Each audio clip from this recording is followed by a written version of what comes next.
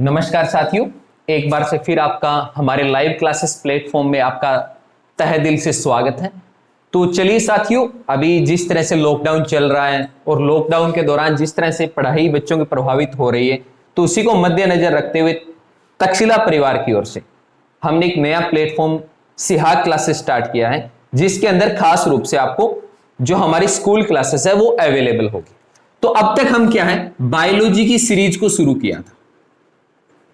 Biology की series में last जो हमारा लेक्चर रहा था वो रहा था इंट्रोडक्शन पे, यानी इंट्रोडक्शन ऑफ बायोलॉजी हमने पढ़ा था। तो चलिए साथियों, आज इससे आगे के कंटेंट को हम शुरू करते हैं। तो जल्दी से साथियों लाइक, कमेंट, शेयर और सब्सक्राइब करना न भूलिए। तो चलिए शुरू करते हैं बायोलॉजी। देखिए, थोड़ा सा हाईलाइटेड देख लेते हैं कि बायोलॉजी का हमने अब तक क्या देखा था। तो हमने क्या डिस्कशन किया था कि ये साइंस की वो ब्रांच है जिसमें हम लिविंग्स को क्या करने वाले हैं, स्टडी करने वाले। ओके, स्टडी के दौरान हमने बेसिकली एक बात मैंने आपको बताई थी कि हम क्या देखेंगे, क्लासिफिकेशन। क्या देखेंगे? क्लासिफिकेशन देखेंगे। और क्लासिफिकेशन के बाद में हमारा जो लेक्चर रहने वाला है वो रहने वाला है सेल, यानी कि सेल क्या होती है। तो चलिए आज हम शुरू करते हैं, वो करते हैं क्लासिफिकेशन को, कि क्लासिफिकेशन क्या होता है, कौन कौन से इसके ब्रांचेस हैं और कहां कहां इनको हम कितना यूजेबल मानते हैं। तो चलिए आज सबसे पहले हम क्लासिफिकेशन से ही शुरू करेंगे कि क्लासिफिकेशन की हिस्ट्री क्या है और कितने ब्रांचेस के अंदर हम इसको स्टडी करते हैं। देखिए, यदि बायोलॉजिकली क्लासिफिकेशन की बात करें तो क्लासिफिकेशन के दौरान क्या है, हम पढ़ते हैं 5 kingdom classification system. Okay, 5 kingdom classification system. देखिए, इससे पहले हमने क्या बात की थी कि 5 किंगडम क्लासिफिकेशन को जानने से पहले दुनिया में 2 किंगडम, कौन सा? 2 किंगडम क्लासिफिकेशन सिस्टम अवेलेबल था, जिसके अंदर बेसिकली क्या है, हम प्लांट को स्टडी करते थे और दूसरा किसको स्टडी करते थे, जितने भी हमारे एनिमल्स हैं इन एनिमल्स को क्या करते थे, स्टडी करते थे। परंतु हुआ क्या था कि जैसे ही माइक्रोस्कोप की डिस्कवरी हुई थी, यानी सूक्ष्मदर्शी जिसको हम बोलते हैं, इसकी डिस्कवरी के बाद अनेक माइक्रो ऑर्गेनिज्म, कौन से? माइक्रो ऑर्गेनिजम्स की क्या हुई, डिस्कवरी हुई। हमने क्या है, एल्गी को स्टडी करना स्टार्ट कर दिया, हमने फंजाई या फंगी को हमने स्टडी करना स्टार्ट कर दिया। तो जब ये चीजें हमारे सामने आई, तब साइंटिस्ट के सामने सबसे बड़ी प्रॉब्लम खड़ी हो गई। वो प्रॉब्लम क्या थी कि इन जीवों को किस किंगडम में रखें, क्या ये प्लांट को डिजर्व करते हैं या ये एनिमल के लिए। परंतु हुआ क्या कि इनके जो कैरेक्टर हैं, जैसे माइक्रो ऑर्गेनिजम्स के देखते हैं, फंजाई के देखते हैं, तो वो न तो प्लांट के साथ मैच कर रहे थे न ही एनिमल के साथ। फॉर एग्जाम्पल, जैसे फंजाई की बात करें तो फंजाई में क्या होता है कि जैसे हम देखते हैं कि फंजाई की जो बॉडी होती है, आपने कॉमनली मशरूम देखा होगा, इस तरह की अनेक जगह आपने जो रेनी सीजन होता है उसमें स्ट्रक्चर देखी होगी। तो ये देखने में जरूर कह सकते हैं कि एक प्लांट बॉडी जैसा है। कैसा है? एक प्लांट बॉडी जैसा है। परंतु होता क्या है, प्लांट के दूसरे कैरेक्टर क्या होते हैं, वो ऑटोट्रॉप्स होते हैं। ओके, देखने में ग्रीन कलर के होते हैं। तो ये कैरेक्टर इसमें नहीं होता। ये किस में आते हैं? ये सेप्रोफाइटिक में आते हैं। तो सेप्रोफाइटिक में आने के कारण ये तो प्रॉब्लम हो जाती है ना इनके सामने कि ये तो प्लांट की जरूर प्लांट जैसी बॉडी शो करता है, परंतु इनके जब सेप्रोफाइटिक कैरेक्टर को देखते हैं या इनके अंदर ऑटोट्रोप्स का न होना, तो ये कैरेक्टर तो इनको प्लांट किंगडम से बाहर कर देता है। यदि इसको एनिमल किंगडम में रखा जाए तो एनिमल किंगडम जैसे इसमें ऑर्गन नहीं होते, ऑर्गन सिस्टम नहीं होता। ओके, तो ऐसे में क्या है, साइंटिस्ट के सामने बड़ी जो चुनौती थी वो यही थी कि इनको किस किंगडम में रखा जाए या इनको किस भाग में हम स्टडी करें। तो इसी बात का सॉल्यूशन लेते हुए हमारे सामने 1969 में, कब? 1969 में वाइटेकर, कौन से साइंटिस्ट? वाइटेकर आए थे, जिन्होंने क्या है 1969 में क्या किया था, जो हम 5 किंगडम क्लासिफिकेशन सिस्टम की बात करते हैं, इस सिस्टम को दुनिया के सामने इंट्रोड्यूस करवाया। और उसके बाद से लगातार आज क्या चलता रहा है हमारे सामने, 5 किंगडम क्लासिफिकेशन सिस्टम चल रहा है, जिसको हम क्या बोलते हैं, मॉडर्न सिस्टम भी बोलते हैं।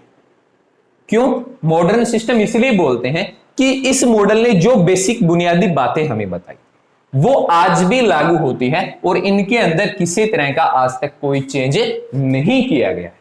तो चलिए साथियों स्टार्ट करते हैं हम जो हमारा 5 किंगडम क्लासिफिकेशन सिस्टम है वो क्या है, और साथ के साथ हम डिस्कशन करेंगे कि जब किसी भी किंगडम को, या जैसे हम प्लांट को स्टडी कर रहे हैं तो जो प्लांट में क्लासिफाई करने के बेसिक कैरेक्टर हैं वो कैरेक्टर कौन से हैं, उन कैरेक्टर को भी स्टडी करते हुए चलेंगे। क्यों करना जरूरी है, तो इसका एक बड़ा कारण यह है साथियों कि बिना कैरेक्टर के, मान लिया अभी जैसे महाराष्ट्र के अंदर एक नई फिश की प्रजाति डिस्कवर हुई थी, तो मान लेते हैं उसकी जगह कोई और चीज डिस्कवर होती, हमें यह नहीं पता होता कि वो फिश है या क्या है, तो ऐसे में क्या है उसको क्लासिफाई तो करना पड़ेगा। तो कौन से ग्रुप में रखें इन पांचों किंगडम के, इन पांचों किंगडम के अलावा अलग अलग इनकी क्लास देखने को मिलती है, किस क्लास में इसको स्टडी करेंगे, ठीक है ना, इसका फाइलम क्या रहेगा, ये हमारे सामने क्या आ जाती हैं, चुनौतियां आ जाती हैं। तो इसीलिए हम क्या काम करते हैं कि हर किंगडम के कुछ बुनियादी कैरेक्टर हमें बताए गए हैं, उन कैरेक्टर के बेस के ऊपर ही हम क्या काम करते हैं, उनको क्लासिफाई करने का काम करते हैं। ओके, तो यहां तक सभी साथियों को समझ में आ गया, आगे बढ़ो। चलिए देखिए, जो बायोलॉजी पढ़ रहे हैं उनको बेसिकली ये सिस्टम पता होना बहुत ही जरूरी है। ये मत सोचना कि मैं 10th में हूं ये तो मेरे सिलेबस का ही नहीं है, बिल्कुल है जी आपके सिलेबस का भी, ठीक है ना, आपको भी तो आगे बायोलॉजी में जाना है, ठीक है ना। तो बायोलॉजी में चले गए तो +1 में सबसे पहले यूनिट यही मिलेगी क्लासिफिकेशन की, ठीक है ना, जो एनसीईआरटी की फर्स्ट यूनिट है वो किंगडम क्लासिफिकेशन सिस्टम ही है, और इसी को हमें क्या करना है, स्टडी करना है। ओके, तो चलिए हम 5 किंगडम, कौन सा 5 किंगडम क्लासिफिकेशन सिस्टम देखते हैं।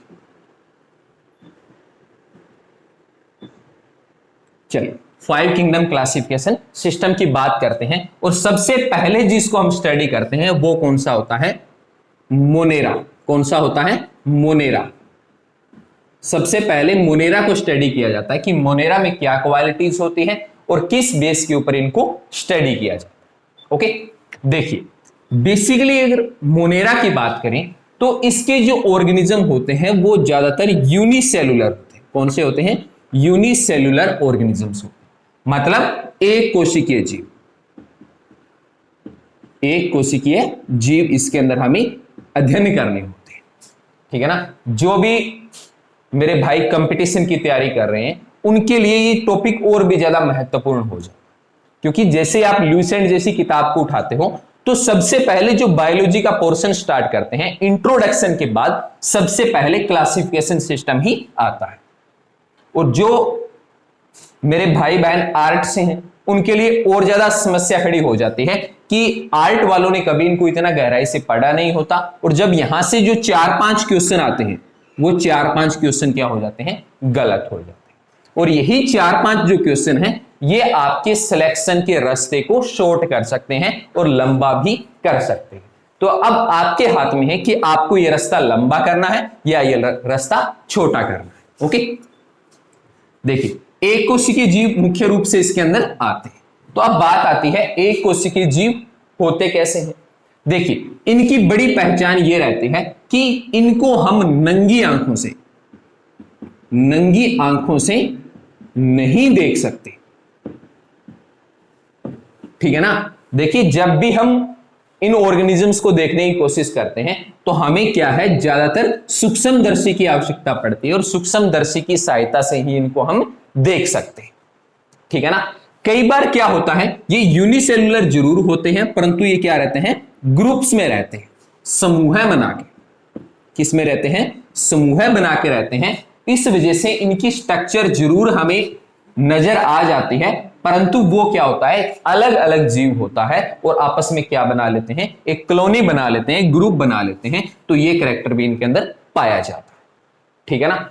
यदि इनकी कोशिका की बात करूं कि कोशिका इनकी होती कैसी है, यानी इनकी सेल या कोशिका की बात करूं मैं, तो इनकी सेल या कोशिका क्या होती है, याद रखना साथियों, ये प्रोकैरियोटिक्स होती है। कैसी होती है, प्रोकैरियोटिक्स टाइप की हमें देखने को मिलती है। देखिए 5 किंगडम में से एकमात्र मोनेरा ऐसा है जिसकी कोशिकाएं हमें क्या देखने को मिलेगी, प्रोकैरियोटिक्स टाइप की देखने को मिलेगी। अब बात आती है कि प्रोकैरियोटिक होता क्या है भाई, ये एक अलग समस्या है। तो प्रोकैरियोटिक्स की बात करें तो ये जैसे मैंने मान ली कोई कोशिका, ये क्या है, कोई कोशिका, ठीक है ना, ये इसके अंदर इसका जेनेटिक मटेरियल है, मतलब यहां पे इसका आरएनए या इसका क्या है, डीएनए।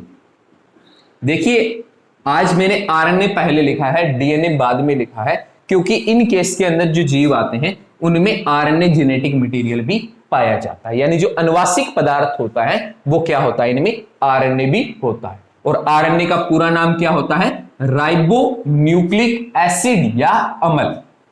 और डीएनए का पूरा नाम क्या होता है, डीऑक्सी राइबो न्यूक्लिक एसिड या अम्ल। ओके, बेसिकली कई कंपटीशन एग्जाम ने ये पूछा है डीएनए का फुल फॉर्म क्या होता है, स्कूल क्लासेस ने भी पूछा है डीएनए का फुल फॉर्म क्या होता है, आरएनए का फुल फॉर्म क्या होता है, तो पूछ लेता है, बेसिकली हमें ये चीज पता होनी चाहिए। अब देखिए ये तो इनका जेनेटिक मटेरियल हो गया, यदि इसके चारों तरफ कोई झिल्ली हो, क्या हो, कोई झिल्ली या मेम्ब्रेन, तब हम उसको क्या बोलेंगे, यूकैरियोटिक्स बोलेंगे, उसको हम क्या बोलेंगे, यूकैरियोटिक्स बोलेंगे। और यदि ये झिल्ली नहीं है, अनुपस्थित है, तब हम इसको क्या बोलेंगे, फिर इसका नाम क्या हो जाएगा, प्रोकैरियोटिक्स हो जाएगा।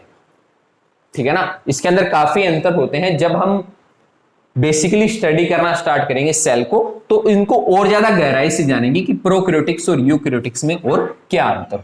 तो बेसिकली अभी के लिए हमें इतना याद रखना है कि इनके केंद्र के चारों तरफ झिल्ली नहीं पाई जाती, यानी कि डायरेक्ट कोशिका होगी, कोशिका में उसका अनुवांशिक पदार्थ होगा और इस अनुवांशिक पदार्थ के चारों तरफ किसी तरह की कोई झिल्ली नहीं होगी।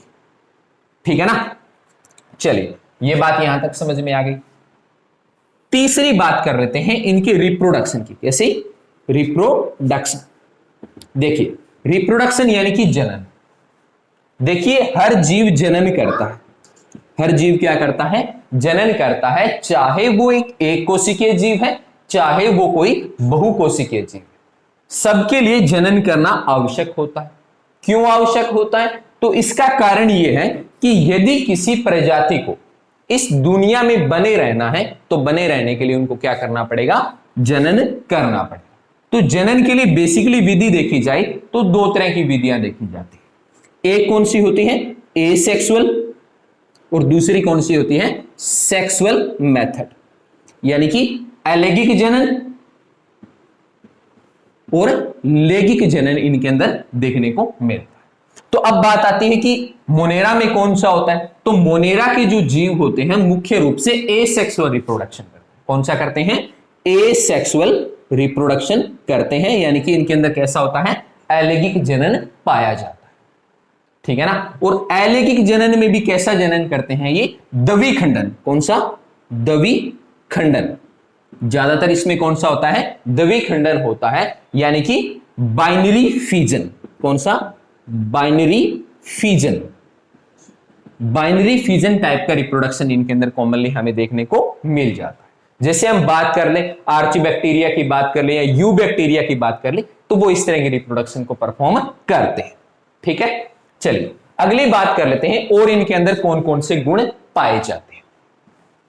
चलिए यदि मोनेरा के और कैरेक्टर की बात करें तो इनके अंदर क्या होता है, कोशिका के चारों तरफ, कोशिका की चारों तरफ क्या पाई जाती है,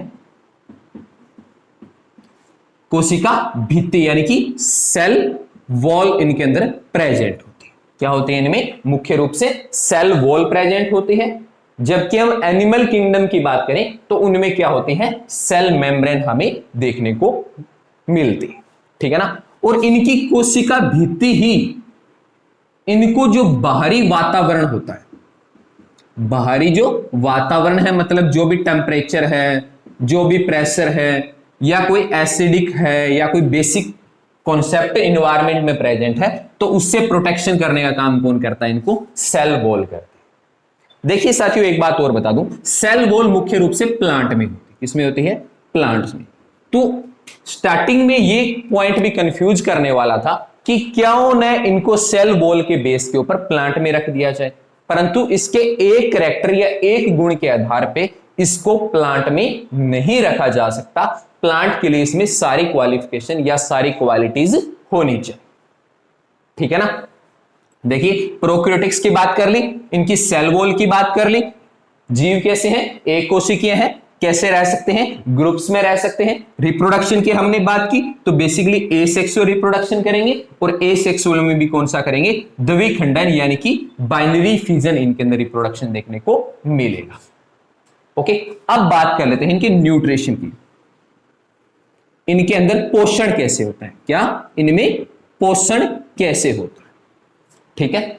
यदि इनके अंदर बेसिकली पोषण की बात करें तो ये क्या है, हिटेरोट्रोप्स होते हैं। क्या होते हैं, हिटेरोट्रोपिक ऑर्गेनिजम्स ये होते हैं, जबकि कुछ क्या होते हैं इनमें ऑटोट्रोपिक्स भी होते हैं।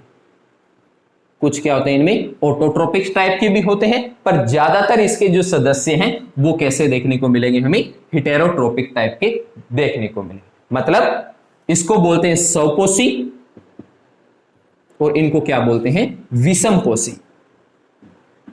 यानी कैसे होते हैं, विषमपोषी टाइप के जीव हमें देखने को मिलते हैं। अब जब ये विषमपोषी हैं यानी कि अपने भोजन के लिए दूसरों पे निर्भर करते हैं, किस पे करते हैं, दूसरों पे निर्भर करते हैं। और इंग्लिश में इनको क्या बोल देंगे हम, ज्यादातर ये होस्ट पे डिपेंड करते हैं। किस पे डिपेंड करते हैं, होस्ट।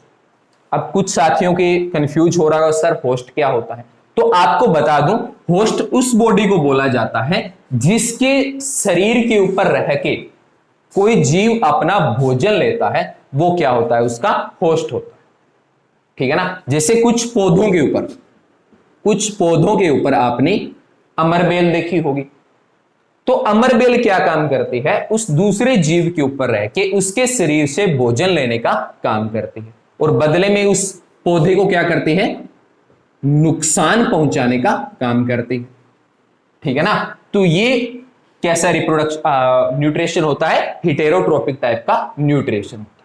ओके, इसके अलावा क्या है, जो होस्ट पे रहते हैं इनको एक और नाम भी देते हैं, क्या बोलते हैं इनको, पैरासाइटिक। कैसे ऑर्गेनिज्म है ये, पैरासाइटिक टाइप के ऑर्गेनिजम्स हैं जो क्या काम करेंगे, किसी होस्ट की बॉडी पे रहेंगे, शरीर पे रहेंगे और उससे क्या काम करेंगे, अपना न्यूट्रिशन या अपना पोषण लेने का काम करेंगे। ओके, तो यहां तक सबके क्लियर है। चलिए एक दो इसके एग्जाम्पल जरूर याद रख लेना कि इसके एग्जाम्पल कौन होता है, क्योंकि एग्जाम्पल से इनको याद रखना आसान हो जाता है। तो जैसे यू बैक्टीरिया की बात करूं, यू बैक्टीरिया की बात करें तो ये कैसा होता है, मोनेरा में आता है। और आर्ची बैक्टीरिया भी किस में आते हैं, मोनेरा में आते हैं। दो एग्जाम्पल बेसिकली याद रखें, कौन कौन से, यू बैक्टीरिया और दूसरे आर्ची बैक्टीरिया याद रखें। इसके बाद क्या है, जो ये एग्जाम्पल है इनको एग्जाम्पल को भी थोड़ा डिटेल में देखेंगे कि आर्ची बैक्टीरिया की स्ट्रक्चर कैसी होती है, किस टाइप से सर्वाइव करते हैं, यू बैक्टीरिया कैसे होते हैं, कितने हमारे लिए यूजफुल है, कितने हमारे लिए हार्मफुल है। ओके, चलिए तो ये बेसिकली कैरेक्टर जो थे ये किसके थे, मोनेरा के थे। ओके, अब बात करते हैं हम प्रोटिस्टा की, कि प्रोटिस्टा जो किंगडम है इसके अंदर जो ऑर्गेनिज्म आते हैं उनमें क्या कैरेक्टर प्रेजेंट होते हैं और किस टाइप के ये ऑर्गेनिजम्स होते हैं। देखिए प्रोटिस्टा की बात करें तो प्रोटिस्टा के काफी हद तक जो कैरेक्टर हैं वो प्लांट से भी मैच करते हैं और किससे मैच करते हैं, मोनेरा से भी मैच करते हैं। यानी कि दोनों की लगभग सिमिलर सी स्ट्रक्चर शो करने वाला एक कॉम्प्लिकेटेड टाइप का क्या है, ये किंगडम है। चलिए बात करते हैं प्रोटिस्टा की। देखिए ये कौन सा है, सेकंड किंगडम है। एक बात बता दूं साथियों कि कई अलग अलग बुक्स को देखते हैं, किताबों को देखते हैं, तो उन किताबों में क्या होता है, पहले नंबर पे प्रोटिस्टा को दिया होता है, दूसरे पे कौन सा दिया होता है, मोनेरा दिया होता है। देखिए इनको स्टडी करने का सही तरीका जो होता है वो आप पहले मोनेरा को स्टडी करिए फिर प्रोटिस्टा को स्टडी करिए। क्यों, क्योंकि जैसा मैंने अभी कहा कि मोनेरा को छोड़कर बाकी चारों के चारों किंगडम के ऑर्गेनिज्म क्या होते हैं, यूकैरियोटिक्स टाइप के होते हैं। ओके, और लोअर टाइप की जो करेक्टर परफॉर्म करता है वो कौन करता है? मोनेरा करता है। तो चलिए स्टार्ट करते हैं प्रोटिस्टा को, कि प्रोटिस्टा किस टाइप का ऑर्गेनिजम्स है और ये किस तरह से सरवाइव करता है। तो पहली बात तो ये यूनिसेलुलर भी होते हैं और कैसे होते हैं? मल्टी सेलुलर भी होते हैं। ओके, कैसे? मल्टी सेलुलर मतलब एक कोशिका वाले भी हैं और बहु कोशिका में भी ये पाए जाते हैं। देखिए ज्यादातर जो इसके भी मेंबर हैं वो एक कोशिकीय होंगे, पर कुछ एक क्या है इनके बहु कोशिकीय टाइप के स्ट्रक्चर को भी शो करते हैं।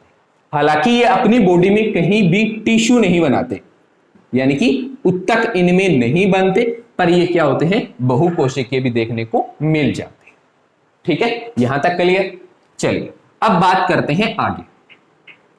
यदि इनके सेल की बात करें, किसकी बात करें? सेल किस टाइप का है? तो सेल याद रखना ये कैसा रहेगा? यूकैरियोटिक टाइप का सेल रहने वाला, यानी एकमात्र पहले को छोड़ दूं मोनेरा को, तो बाकी चारों के चारों क्या रहने वाले हैं? यूकैरियोटिक टाइप के ऑर्गेनिजम्स रहने वाले। ओके, जब ये यूकैरियोटिक्स है तो इनके केंद्रक के चारों तरफ, इनके केंद्रक के चारों तरफ क्या है? आपको झिल्ली देखने को मिलेगी, जो क्या काम करेगी? इनके जो अनुवांशिक पदार्थ यहां पे जो डीएनए और जो आरएनए है, इनको क्या करेंगे? एक निश्चित स्थान पे रखने का काम करेंगे और विभाजन के समय भी क्या काम करेंगे? इसमें ये मदद करने वाले। ओके, चलिए अब बात कर लेते हैं इसके अंदर तीसरी बात, किसकी? इनके रिप्रोडक्शन की।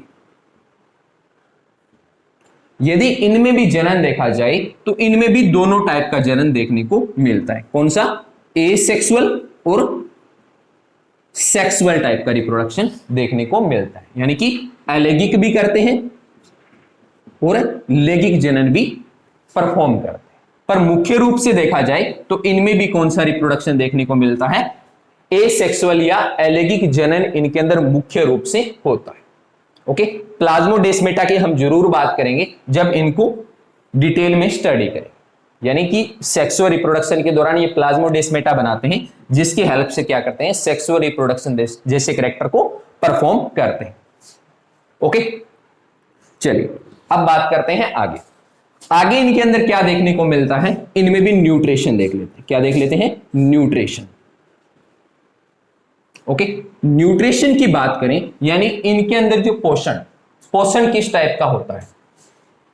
तो न्यूट्रिशन की बात करें तो न्यूट्रिशन, ओके, तो इनकी न्यूट्रिशन की बात करें तो न्यूट्रिशन में क्या देखने को मिलता है? इनमें ऑटोट्रोपिक्स। कैसा न्यूट्रिशन? ऑटोट्रोपिक न्यूट्रिशन देखने को मिलता है। इसके अलावा क्या है? ये हेटेरोट्रोपिक न्यूट्रिशन को भी परफॉर्म करते हैं। मतलब ये क्या काम करते हैं? अपना भोजन खुद भी बना सकते हैं और इसके कुछ जो इस किंगडम के सदस्य, देखिए एक किंगडम में कोई एक दो जीव नहीं होते, उसमें कई हजारों प्रजातियां प्रेजेंट होती है। तो उनमें से कुछ ऑटोट्रोपिक न्यूट्रिशन को परफॉर्म करती हैं और कुछ क्या काम करते हैं? हेटेरोट्रोपिक न्यूट्रिशन को परफॉर्म करने का काम करते हैं। इसके अलावा बात करें तो ऑटोट्रोपिक्स में भी क्या होता है? देखिए जरूरी नहीं है कि हमेशा ये फोटोसिंथेसिस करें। क्या करेंगे? फोटोसिंथेसिस करेंगे, ठीक है ना, यानी प्रकाश संश्लेषण की क्रिया कोई इनमें आवश्यक नहीं है। ये क्या काम कर सकते हैं? केमियो ऑटोट्रोपिक्स। कैसे? केमियो ऑटोट्रोपिक न्यूट्रिशन को भी परफॉर्म कर सकते हैं। मतलब इनके बॉडी में कुछ केमिकल होते हैं, उन केमिकल की वजह से भी क्या करते हैं? ये अपने भोजन को खुद बनाने की क्षमता रखते हैं। ओके, तो ये बेसिकली इनके न्यूट्रिशन के बारे में आपको याद रखना है। यदि इसके एग्जाम्पल की बात करें तो जितने भी प्रोटोजोआ है, क्या है? प्रोटोजोआ हमें देखने को मिलते हैं। वो प्रोटोजोआ क्या आते हैं? इसमें आते हैं। यूग्लिना की बात करें तो यूग्लिना भी किस किंगडम में आते हैं? हमारे प्रोटिस्टा किंगडम के अंदर शामिल होते हैं। ओके, इनकी बॉडी की बात करें तो इनकी बॉडी क्या होती है? सिंपल स्ट्रक्चर परफॉर्म करती है, जबकि इनकी बॉडी के ऊपर देखिए एक चीज इनके बारे में खास रूप से आपको याद रखनी है, इनके अंदर लोकोमोशन और मूवमेंट होता है। इनमें क्या होता है? लोकोमोशन और मूवमेंट होता है। उसके लिए इनकी बॉडी पे क्या होता है? कुछ की बॉडी पे सीलिया प्रेजेंट होती है, मतलब ये इससे बॉडी होगी, इसके ऊपर स्मॉल हेयर लाइक स्ट्रक्चर। कैसी? स्मॉल हेयर लाइक स्ट्रक्चर इनके ऊपर प्रेजेंट होती है, और कुछ में क्या होता है, फ्लैजिला प्रेजेंट होता है। जैसे यूग्लिना की बात करें तो इनकी बॉडी पे क्या होता है, एक long thread ribbon like structure present होती है, जिसको हम क्या बोलते हैं, फ्लैजिला बोलते हैं। और इसी फ्लैजिला की हेल्प से क्या काम करते हैं, अपनी एक्टिविटी को परफॉर्म करते हैं। या जब ये एक्वेटिक हैबिट में होते हैं तो एक्वेटिक हैबिट में क्या है, ये मूवमेंट परफॉर्म करने का काम करते हैं। ओके, तो ये बेसिकली इनकी बॉडी की स्ट्रक्चर है। देखिए जब इनकी स्ट्रक्चर बनाए, जैसे आप प्रोटोजोआ की बना रहे हो या किसी की भी, तो याद रखना है इनके अंदर केंद्रक जरूर बनाना है और केंद्रक के चारों तरफ इनकी झिल्ली जरूर बनानी है। ओके, इसके अलावा जो दूसरी सेल ऑर्गेनेली होती है, लाइसोसोम वगैरह वगैरह, उनको भी क्या करना आपको इसमें जरूर रखना।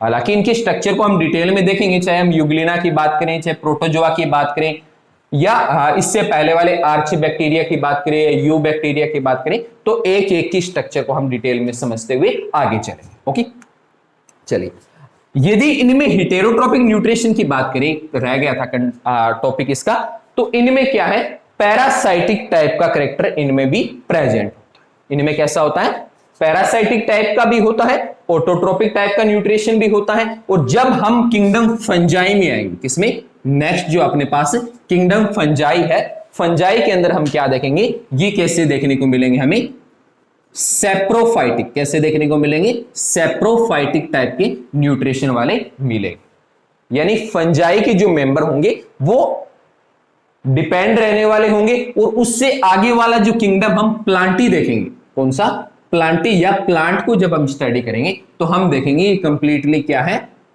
ऑटोट्रोप्स टाइप के भी प्रेजेंट होते हैं। हालांकि इनके जो एक दो स्पेशल केस हैं, जैसे अमरबेल की बात करें या पिक्चर प्लांट की बात करें, तो स्पेशल केस को भी साथ स्टडी करते हुए चलेंगे। और एक लास्ट जो हमारे सामने एनिमल किंगडम आएगा, कौन सा, एनिमल किंगडम आएगा, इसके अंदर हम क्या है, कंप्लीटली हेटेरोट्रोप्स, हेटेरोट्रोप न्यूट्रिशन की बात करें। तो बेसिकली इनका क्या रहता है, ये प्रोटिस्टा के कैरेक्टर रहते हैं, जिनके बेस के ऊपर हम क्या काम करते हैं, इनको क्लासिफाई करने का काम करते हैं। ओके, हालांकि इसके अंदर कुछ basically improvement time to time kingdom classification में चलता रहता है, ठीक है ना। या इनके साइंटिफिक नेम की बात करें, क्योंकि देखिए किंगडम बहुत बड़ा होता है, इसके अंदर क्या होते हैं, अलग अलग फाइलम होते हैं, उन फाइलम में भी अलग अलग क्या होती है, क्लास प्रेजेंट होती है, उनके अलग अलग क्या होते हैं, ऑर्डर प्रेजेंट होते हैं, ठीक है ना, उनकी अलग अलग स्पीसीज इनके अंदर हमें देखने को मिलती है, ठीक है ना, इनके अलग अलग जीनस देखने को मिलते हैं, इनके जीनस कैसे हैं। ओके, और एक लास्ट इसके बेस के ऊपर हम क्या काम करते हैं, जो भी हमारे सामने स्पीसीज डिस्कवर हुई है, नहीं, देखिए जरूरी नहीं है कि आज हम जितने ऑर्गेनिज्म को स्टडी कर रहे हैं सिर्फ दुनिया में उतने ही ऑर्गेनिज्म प्रेजेंट है, नहीं, ये गलत है। आज भी अनेक स्पीसीज डिस्कवर हो रही है। आज से 4-5 दिन पहले की बात करें तो महाराष्ट्र क्षेत्र के अंदर एक मछली की भी नई प्रजाति डिस्कवर की गई है। और इसके अलावा अमेजन फॉरेस्ट की बात करें या चैलेंजर डीप एरिया की बात करें तो उन एरिया के अंदर आज भी अनेक ऐसी स्पीसीज है जिनको डिस्कवर करना बाकी है, तो उनके नामकरण किया जाएगा या उनका साइंटिफिक नेम रखा जाएगा। तो इन्हीं चीजों को ध्यान में रखते हुए किया जाएगा और एट लास्ट उनके किंगडम को क्लासिफाई करने का काम होगा। तो आज के लिए हम 2 किंगडम को स्टडी कर रहे हैं, बहुत जल्द अगले 3 किंगडम लेके आपके सामने हाजिर होंगे। तब तक पढ़ते रहिए, घर रहिए, स्वस्थ रहिए और लाइक, कमेंट एंड शेयर करना न भूलिए। तब तक के लिए आपसे अलविदा चाहूंगा। जय हिंद, जय भारत।